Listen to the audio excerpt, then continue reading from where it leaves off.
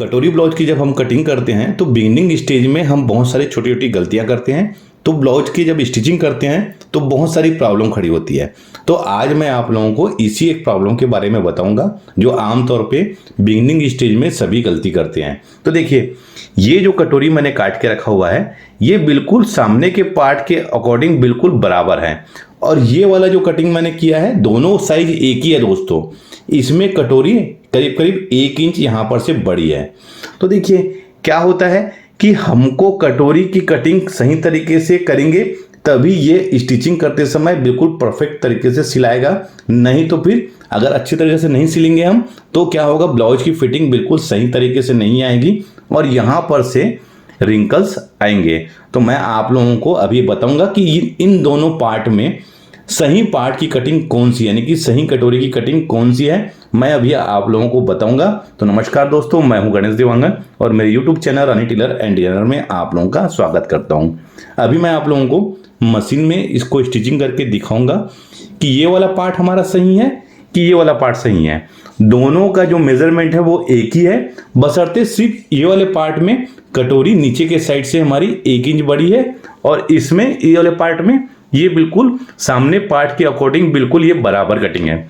अगर आप लोग यह वीडियो पूरा देखते हैं तो आप समझ जाएंगे कि कटोरी की कटिंग हमारी कैसे करनी है और किस प्रकार से कटोरी को हमको स्टिच करना रहता है। तो चलिए मैं आप लोगों को अब मशीन में दिखाता हूं। तो देखिए, मैं अभी आप लोगों को मशीन में स्टिचिंग करके दिखाऊंगा। सबसे पहले जो कटोरी फिक्स है यानी कि ये वाला पार्ट, इसको मैं आपको पहले स्टिचिंग करके दिखाऊंगा। उसके बाद जो बड़ा पोर्शन है यानी कि जो नीचे से 1 इंच बड़ा है उसको मैं स्टिच करके दिखाऊंगा। तो चलिए पहले मैं इसको स्टिचिंग कर देता हूं। देखिए इसको मैं कैसे स्टिचिंग कर रहा हूं आपको ध्यान से देखना है, क्योंकि ये फिक्स वाला हिस्सा है यानी कि कटोरी जिसमें हमने फिक्स कटिंग किया है इस पार्ट के बराबर, उसको मैं अभी स्टिचिंग कर रहा हूं। तो देखिए मैं आपको दिखाता हूं।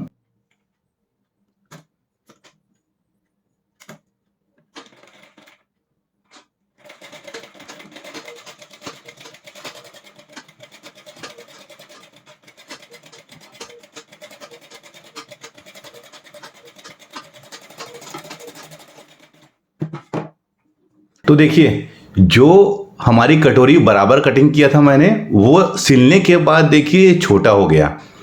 तो ये वाली जो कटिंग है दोस्तों ये रॉन्ग कटिंग है। कभी भी जब हम कटोरी ब्लाउज की कटिंग करते हैं तो हमारा ये वाला जो पार्ट है इससे कटोरी बड़ा होना चाहिए।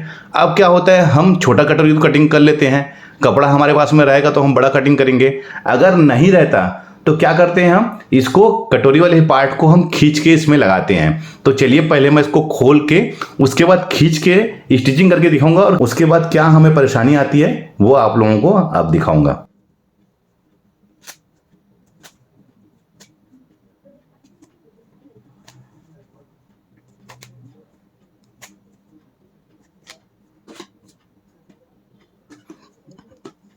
अब इसको खोल लिया हूं मैंने, अब उसका फिर से इसमें अटैच कर रहा हूं। अब क्या है, मुझे ये कटोरी वाले पार्ट को खींच के लगाना पड़ेगा तब ये इसके बराबर आएगा। तो चलिए मैं कटोरी को खींच के अभी आपको लगा के दिखाता हूं।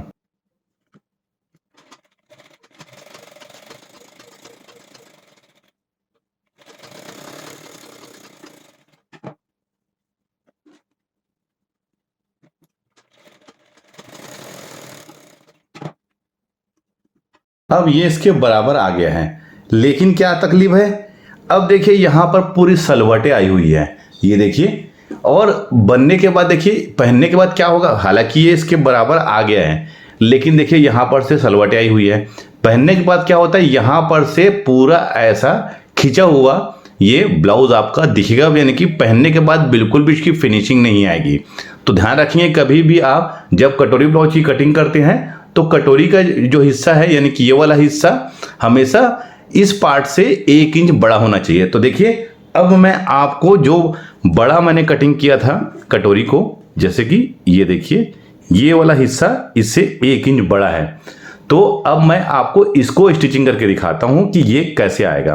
तो ध्यान रखेंगे एक चीज को कि बिल्कुल हमको नम हाथों से सिलना है। कई बार क्या होता है, लोग पूछते हैं सर नम हाथों का मतलब क्या होता है, तो उसका मतलब ये होता है कि हमको ना इस कपड़े को खींचना है ना ऊपर वाले कपड़े को खींचना है, बिल्कुल हल्के हाथों से इसको स्टिचिंग करना है। तो चलिए मैं इसको आपको स्टिचिंग करके दिखाता हूं।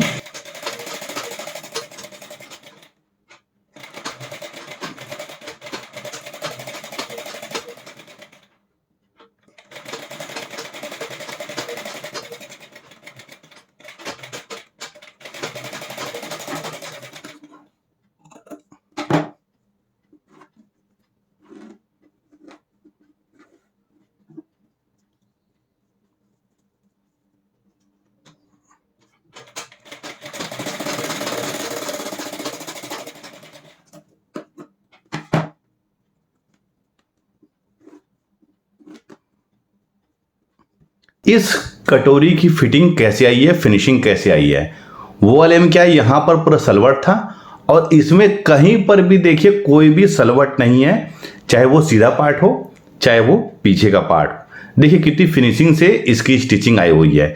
आपको ध्यान रखना है कभी भी जब हम ब्लाउज कटोरी ब्लाउज की कटिंग करते हैं तो कटोरी जो है आपका इस साइड से इस पल्ले से कम 1 इंच बड़ा होना चाहिए। अब मैं आपको देखिए ये वाला पार्ट दिखाता हूं। देखिए ये दोनों एक ही आपका साइज का ब्लाउज है और देखिए इसकी फिनिशिंग कैसी आई हुई है और इसकी फिनिशिंग कैसी आई हुई है।